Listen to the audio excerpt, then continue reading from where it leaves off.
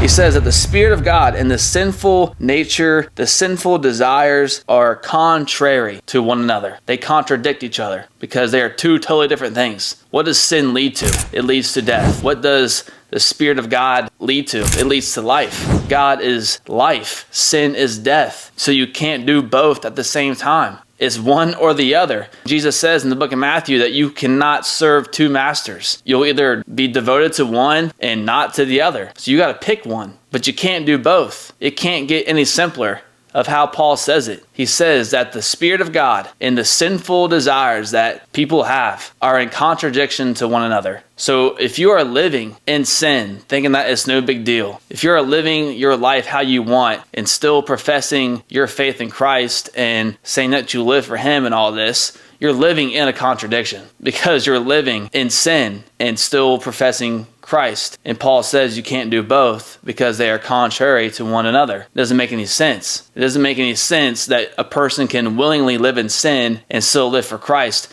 when they are two opposite things.